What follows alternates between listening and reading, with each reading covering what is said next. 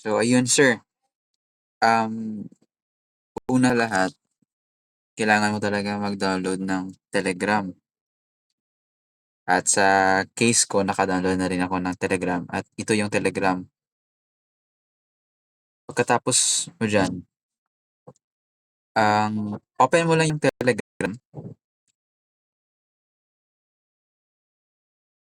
at kapag nandiyan ka na sa Telegram, let's say naka-set up ka na ng account, madali lang naman 'yan, eh.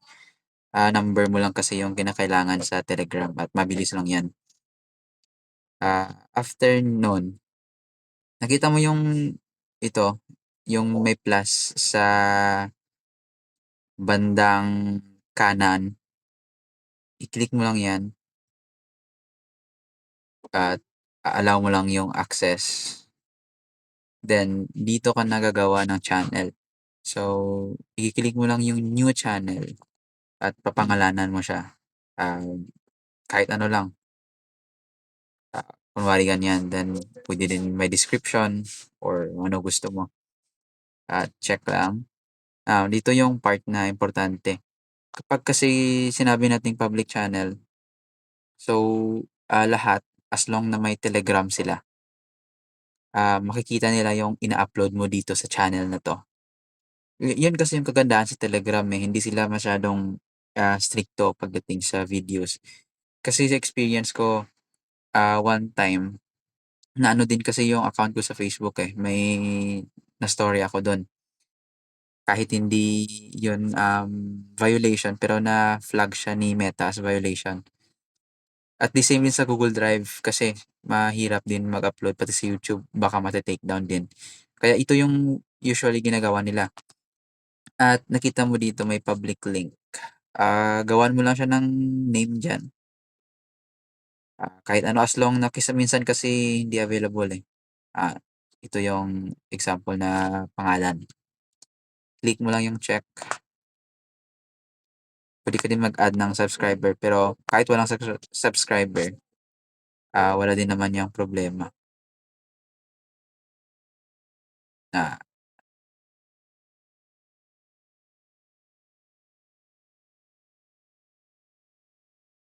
ah sa maitaas na 'to, yung Sparvid. Ito na yung channel na na-create natin at kapag nandito ka na kasi, dito mo na puwede i-upload yung mga videos mo. Halimbawa ito, i-a-upload ko 'to. Ay sorry, i-a-upload ko 'tong video na 'to. Puwede mo din siya i-cut or kung ano gusto mo. Lahat 'yan puwede dito sa Telegram or makapili ka din ng resolution. At isa pa yun sa kagandahan ng Telegram kasi yung quality ng video ay hindi siya nagde-decrease kapag mag-upload ka. Yun lang, dahil nga medyo maganda yung quality ng video, medyo may katagalan mag-upload. Pero ayun, um, yun lang, hintayin mo lang siya mag-upload.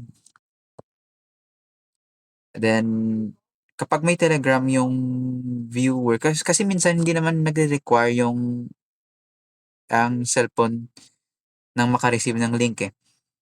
Kaya lang medyo may ano talaga, may mga part na kapag sinendan mo siya, ang i-require niya pa yung tao na yun na gumawa ng Telegram. Pero I think kapag let's say kilala mo naman at gusto talaga mapanood yung video, mas safe talaga 'to si Telegram. Lalo na kapag, matagal mo na rin na-upload yung itong channel mo sa Telegram. Now, kapag i-click mo yung dito sa itaas, makikita mo diyan yung invite link. Now kapag i-click mo 'yan ulit, makikita mo yung copy link. Now itong link na 'to, yun lang ang ise-send mo sa mga, kung sino man yung kilala mo 'no, at automatically mavi-view nila yung video na in-upload mo.